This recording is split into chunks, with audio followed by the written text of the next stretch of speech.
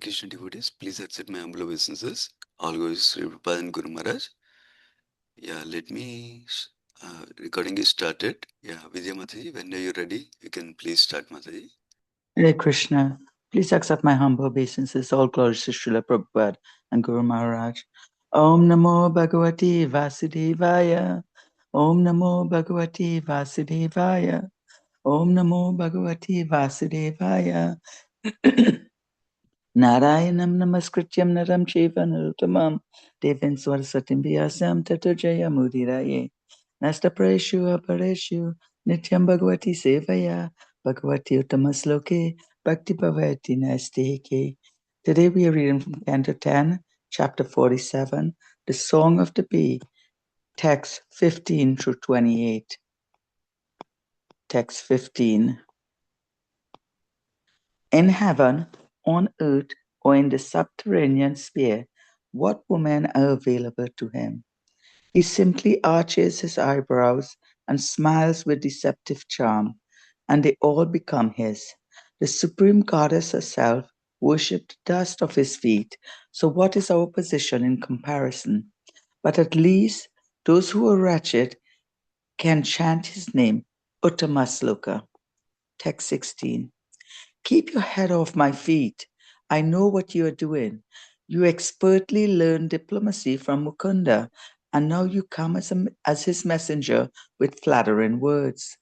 But he abandoned those who, for his sake alone, give up their children, husband, and all other relations.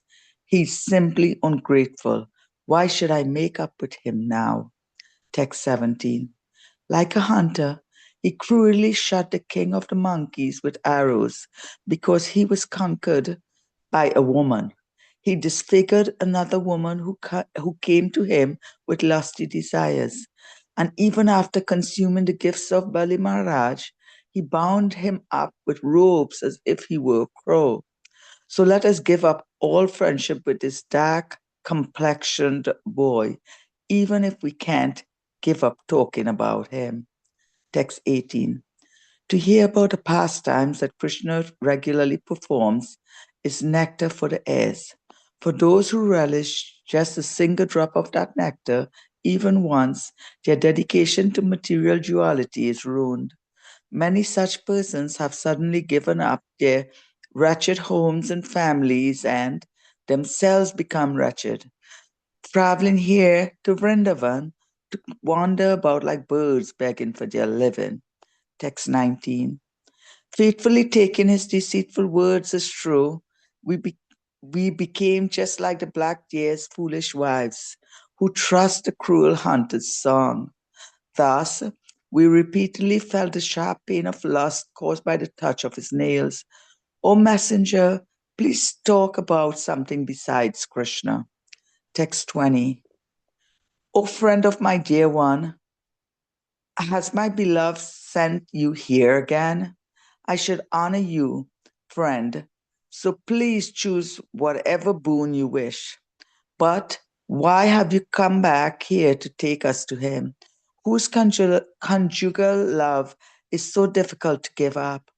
After all, Gentabi, his consort, is the goddess Shri, and she's always with him, staying upon his chest. Text 21. O Uddhava, it is indeed regrettable that Krishna resides in Mathura. Does he remember his father's household affairs and his friends, the cowherd boys? O great soul, does he ever talk about us, his maidservants? When will we lay on our heads his when will he lay on our heads his guru's scented hand? Text 22. Sukadev Goswami said, having heard this, Uddhava then tried to pacify the gopis who were most eager to see Lord Krishna. He thus began relating to them the message of their beloved. Text 23. Sri Uddhava said, certainly your gopis are all successful and are universally worshipped because you have dedicated your minds in this way to the Supreme Personality of Godhead, Vasudeva. Text 24. Devotional service unto Lord Krishna is attained by charity, strict vows, austerities, and fire sacrifices, by japa, study of Vedic texts, observance of regulative principles, and indeed by the performance of many other auspicious practices. Um, I think I'm supposed to end here. 20. Thank you, Prabhu. Yeah, you read up to 28, Mataji? Oh, up to 28. Okay. Yes. Thank you. Thank Okay, you. text 25. By your great fortune, you have established an unexcelled standard of pure devotion for the Lord. Uttamasloka, a standard even the sages can hardly attain. Text 26. By your great fortune, you have left your sons, husbands, bodily comforts, relatives, and homes in favor of the supreme male, who is known as Krishna. Text 27. You have rightfully claimed the privilege of unalloyed love for the transcendental Lord. O most glorious gopis, indeed, by exhibiting your love for Krishna in separation from him, you have shown me great mercy. Text 28. My good ladies, now please hear your beloved message, which I, the confidential servant of my master, have come here to bring you. Thank you very much, Hare Krishna. Yeah, thank you so much, Vidya Mataji. It's inspiring to see devotees like you who take up your service sincerely. Even though you're traveling and out of the country, you made the time to read in your turn. Thank you, Mataji. Yeah, Chaitanya Chandra Prabhu, when you're ready, please go ahead, Prabhuji. Okay. Hare Krishna. Thank you, Vidya Maharaj Mataji, for taking a time out again for reading these wonderful shlokas from the 10th canto for us. And thank you, dear devotees, for joining in this Monday morning to continue relishing the nectar from Srimad Bhagavatam after this wonderful weekend of festivities. Thank you, Sundaran Prabhu, for giving me this opportunity. I will start by offering my prayers.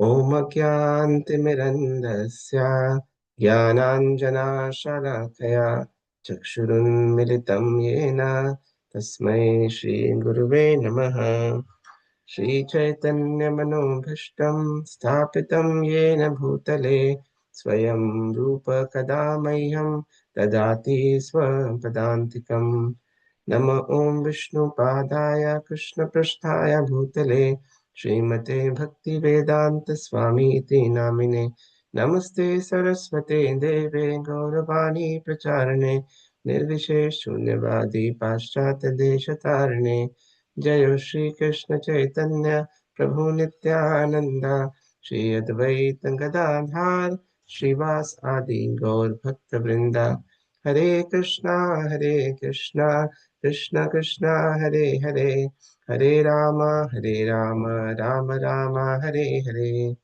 Mukham karoti vachalam panghum langhayate kirim yat kripatamaham vande Shri Gurudin Taranam Padmananda Madhavam Shri Chaitanya Ishwaram.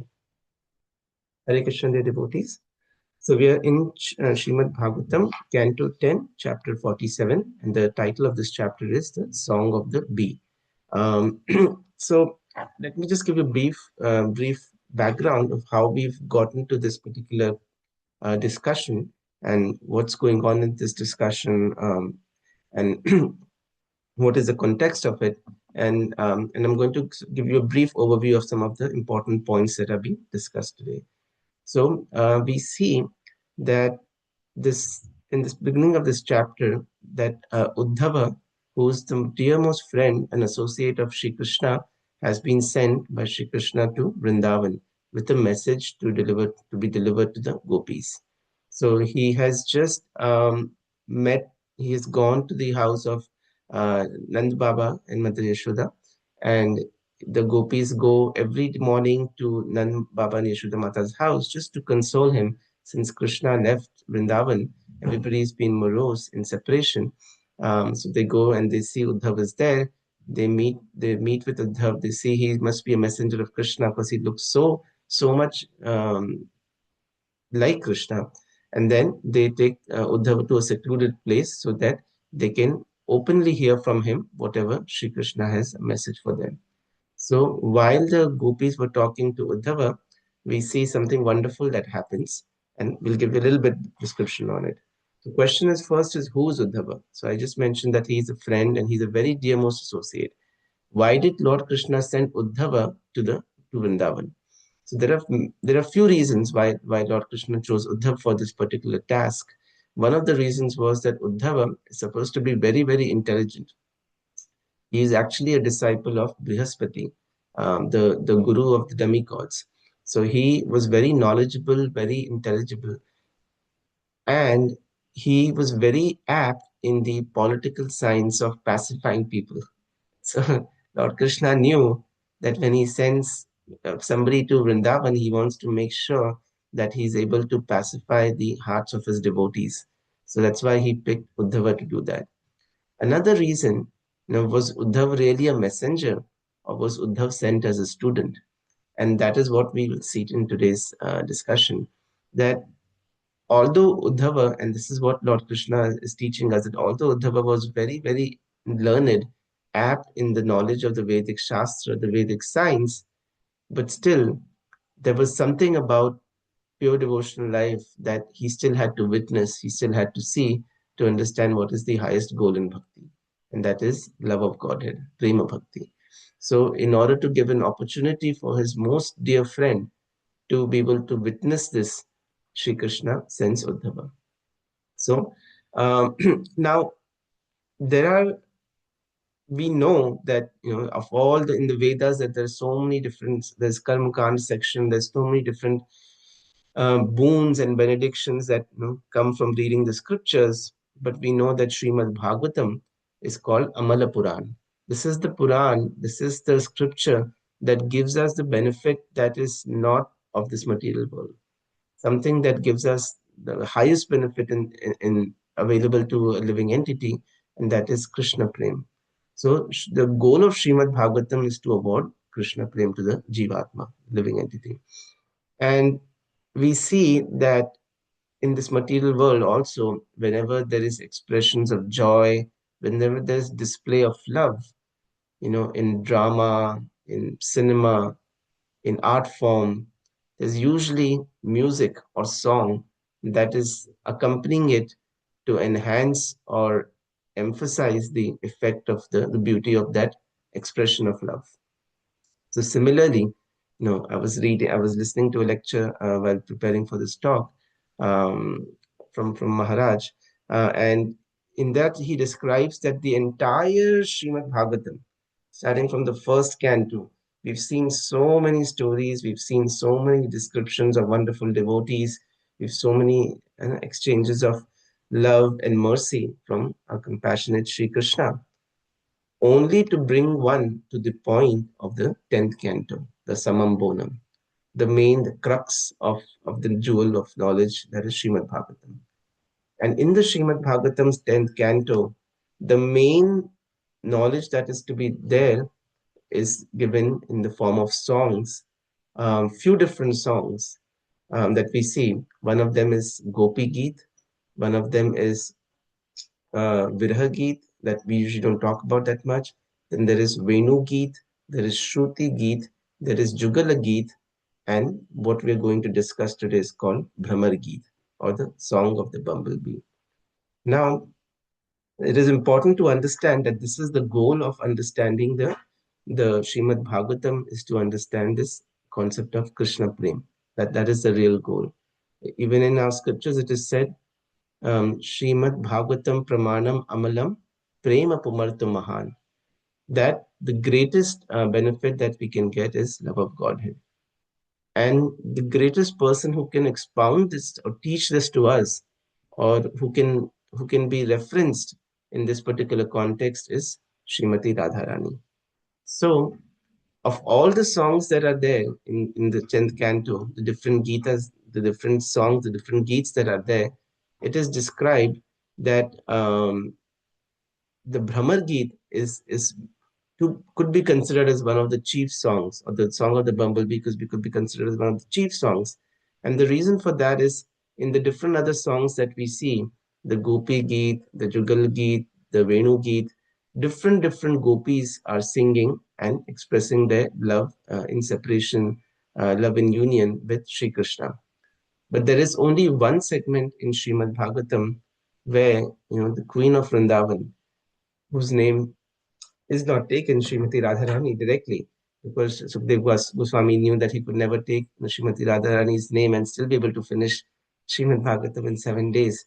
This is the first time in Srimad Bhagavatam where Srimati Radharani is speaking continuously a set of verses.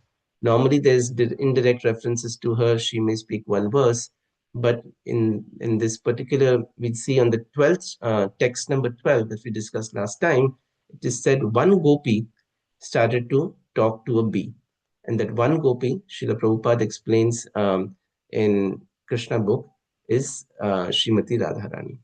So this is a conversation that Srimati Radharani is having with the bumblebee, is what we are discussing today. And this conversation shows us the greatest expression of love that she has for Sri Krishna. And also it's an indirect message to Uddhava, who, although has come as a messenger, is more as sent as a student by Sri Krishna to understand the mood or the bhav of Srimati Radharani. With that background, we'll continue our discussion. So it is said in text 15 that now Srimati Radharani is telling the bumblebee that there are so many women in this world who are available to Lord Krishna because he is so simply attractive that even with arching his eyebrow and smiling with charm, they all become his.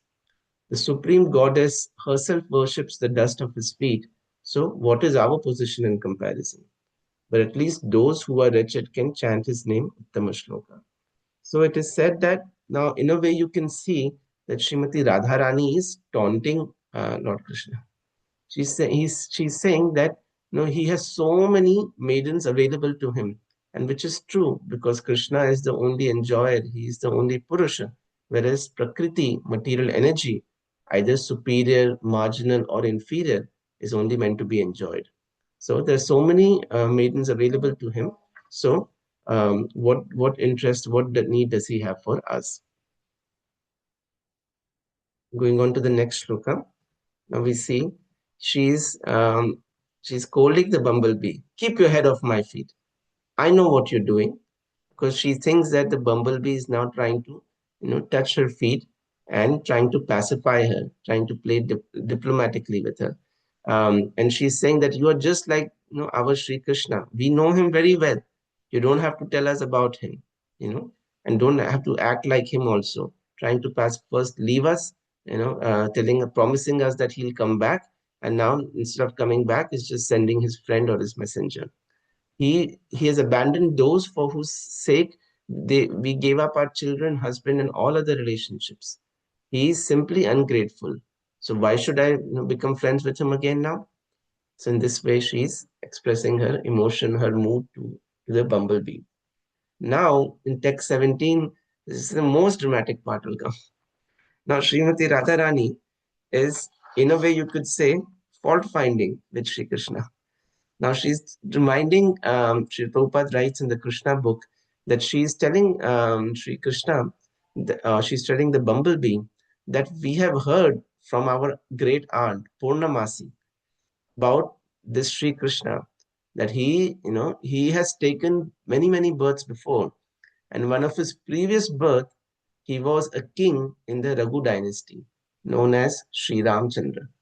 And in that particular avatar, when he came, he killed the king of the monkeys with arrows, in reference to Vali. So just as a hunter hides and does not come out in front of the prey necessarily to kill him, so just like a hunter, Sri Ramachandra hid behind the bushes and killed the king of the monkeys, Vali. So he did so she is taunting him, or in a way fault finding with Krishna in a in a jestful manner. And then she says, then he was conquered by a woman. So it says this is reference to Shurpnakha. So Shurpnakha approached Sri Ramchandra with lusty desires, and Radharani is saying, and he was so much attached to Mother Sita, and this is Mother Sita speaking herself, that she was so much attached to Mother Sita that even as a Kshatriya, he could have accepted more women who wanted to take shelter of him, but instead of accepting Shurpanakha, he disfigured her because of his lusty desires. And then in his next avatar, he came as the dwarf Brahman or Vaman Dev. And in that particular way, even though Bali Maharaj was so nicely offering everything to him, he wanted everything, including his own life. So Lord Krishna took away everything that belonged to Bali Maharaj and took his complete surrender. So just like if he treated Bali Maharaj just like he was a crow. So we know all about this boy. We know not about his Vraj pastimes, Srimati Radharani is saying, but we also know about his previous life. What a big cheater he was, right? This is what we all glorified. So this may seem contradictory, but in this particular month, in this month of Masa Purushottam, we are glorifying the eternal thief. We sing this particular song of Chorashtakam, the one who has stolen our hearts, the one who steals the butter from the house of the gopis. So materially speaking, it seems like it's almost a slang, something that you would not want to say to another decent person. But spiritually, this is an emotion that is experienced or that is exhibited when one experiences what is called the symptom of Mahabhav. So, in the purport and in Krishna book, Srila Prabhupada describes that these form of conversations where one apparently seems to be ridiculing their their most beloved and talking in different ways about the most beloved, but at the same time not being able to stop talking about them. It says clearly that even if we can't give up talking about him because we are so much attracted to him, so much attached to him, this particular figure of speech um, is called by different names, and Srila Rupa Goswami addresses them in the book called Ujjvala Nilmani. So it is called Ajalpa, it is called Ujalpa, then there is Pratijalpa, then there is Sujalpa. So talking favorably, talking inimically, talking enviously, all these kind of talks you see when one is experiencing the highest form of love of Godhead. And that is what Srimati Radharani was exhibiting in the form of Mahabhav. Now, it is said, Guru Maharaj says that the fifth regulative principle is no fault finding. Is we should not find faults with devotees, because when we find faults with others, our own heart becomes hardened and we lose the taste of bhakti. But in this particular sloka, we are seeing Srimati Radharani is having so much fault finding for Krishna. Right? But her fault finding, her mellow, her bhav is much, much different than our bhav. When we fault find, our hearts become hardened. And when she is in a jestful manner finding faults, she is experiencing more and more intense moods of separation, intense love and joy for Sri Krishna. This can be a little difficult to understand, but in one lecture, His Holiness Bhakti Rasamrit Maharaj had explained that in the 15th chapter, first shloka, Sri Krishna says, "Urdhva Moolam Adha Shakham," that this material world is but a reflection of the spiritual world. Just as you see, if there's a tree standing next to a bank on the river bank, and you see the reflection of the tree on the river on the water, the highest point in the tree will look like the lowest point in the river because the reflection is completely inverted. So similarly, sometimes the highest mood, the highest emotion that is experienced in the spiritual world, when reflected onto the material world, may look as something very, very low and degraded, like fault finding, which we applies to us. But that same mood of fault finding, when reflected on this, or when you see the original image in the spiritual world, is actually the highest rasa that can be experienced in the form of love. It is one of the different different emotions experienced in love. So there is favorable talks, there's inimical talks, there's envious talks. These are all expressions that are all happening at the same time. And they're all bringing immense joy both to Srimati Radharani, to Sri Uddhav, the gopis, and the readers, the devotees.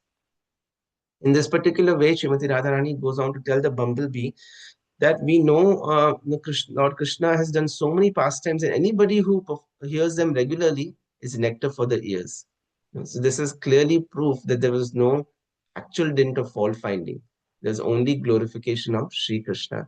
Because anybody who hears him, even a single drop of that nectar, then dedication to material duality is completely gone. They completely lose taste of this material world. And because they're fully become attached to Sri Krishna. And faithfully taking his words as true, we came back just like the deer's foolish wives. But again, we felt the sharp pain of lust. So, oh messenger, please talk about something besides Krishna. And then in text 20, something happens. Srila Prabhupada says that all of a sudden it appears like that the bumblebee had gone away. Then Radharani started looking for it, and she thought for a second, oh no, maybe he actually went and told all these things to Krishna, what I was saying. But I was just saying it in mood because I was in separation from Krishna. And then again, the bumblebee comes in front of Radharani. So then Radharani again starts to talk very nicely and friendly to the bumblebee. That, oh friend, has my beloved sent you here again? And please, have you come back here to take us to him? To be, if he cannot come to Vrindavan, are you here to take us back to Mathura so we can be with him again? So in this particular way, she is exchanging these wonderful conversations. Then goes on to say in the next few verses that how the devotees in Vrindavan, remember Sri Krishna so fondly.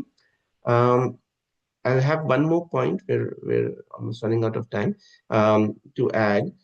So it is said in text 23 that certainly you gopis are successful and all successful and universally worshipped because you have dedicated your minds in service of Krishna. And in this particular way, now you have given up everything for the pleasure of Sri Krishna. And in particular, in text 26, it says, by a great fortune, you have left your sons, husband, bodily comforts, relatives, and everything in favor of Sri Krishna. So, in this regard, I'd just like to share a small story, and we'll end shortly after that. So, this is about keeping our consciousness, keeping our hearts always attracted to Sri Krishna. This is a story that I heard in a lecture from His Divine Grace Srila Prabhupada. So he describes in that story, and on the face of it, it may look very childish or sound very childish story, but he talks about a monkey and a crocodile. Once there was a monkey and a crocodile, and the monkey lived in a tree on the bank of the river, and the crocodile was, staying in the river. And the monkey used to look at the crocodile swim every day, and he also thought, oh, maybe one day I would love to be able to swim and enjoy that experience of swimming in the river. And the crocodile, one on that particular day, had a desire to offer the monkey or bring the monkey as dinner for his wife, for his beloved wife. So that crocodile, being cunning, he approaches the monkey on the tree and he tells the monkey, "Oh dear monkey, I have seen you so looking longingly at this river. I think you want to come and see what this river looks like. Why don't you come on my back and I'll give you a ride around the river?" So the monkey says, okay, yeah, that's what I've been interested in. That sounds like a good proposal. So crocodile says, yes, just hop on my back and I'll take you around the river and bring you back. So the monkey jumps on the crocodile's back. Now the crocodile is going in the river. And as he's going in the river, slowly, he's going down. And the water level is coming up to the monkey, the monkey's face. The monkey starts panicking and telling the crocodile, Mr. Crocodile, what are you doing? You're supposed to take me around the river. You're going to drown me. And the crocodile says, oh, no, my wife has not had a monkey's heart in a long time. She is so much desiring to have or devour the heart of a monkey. So this is what I want to have. This is my plan today. Now the monkey is panicking and says, what to do? This crocodile is going to eat me. So the monkey tells the crocodile that, dear crocodile, if your wife really wanted to have the monkey's heart, you should have told me before. What a big mistake you made. Crocodile said, what happened? The monkey said, I have left my heart in the tree. You should have told me first, then I would have brought my heart with me. The crocodile says, oh, I promised my wife today, the anniversary, that we are going to get a monkey's heart for dinner. So then, no, then only a monkey's heart will do. So then the monkey says, so take me back quickly to the tree, and then I'll bring my heart back. And then the crocodile takes monkey back to the tree. Monkey goes back up on the tree and starts making funny faces at the crocodile. So in this particular way, Srila Prabhupada teaches us in this particular story that whatever we do in this material world, whatever relationships we have, whatever duties, responsibilities, jobs that we undertake, we should always leave our heart home with Sri Krishna. We should not give our heart out, our consciousness out in whatever we do. We may need to externally engage in with other people, but in our consciousness, in our mind, in our chitta, we should always have our heart given to Sri Krishna, just like the wonderful gopis that Sri Uddhav is glorifying in this particular shloka. With this, we will end our discussion today, and this finishes the Brahmar Geet. And from tomorrow, we'll see what beautiful message Sri Krishna has sent with Sri Uddhava that he's going to start describing to the gopis. I'll end my discussion today. Grantharaj Srimad Bhagavatam ki jai, Ananta Koti Vaishnavind ki jai, Shri Prabhupada ki jai. Hare Krishna. Thank you very much, Prabhuji. Hare Krishna. Hare Krishna, Prabhuji. Thank you. Thank you, Prabhuji. Hare Krishna. Hare Krishna. Yeah, thank you so much, Chaitanya Chandra Prabhuji. Hare Krishna. Thank you so much, Prabhuji. So well done. Thank you so much, devotees. Hare Krishna.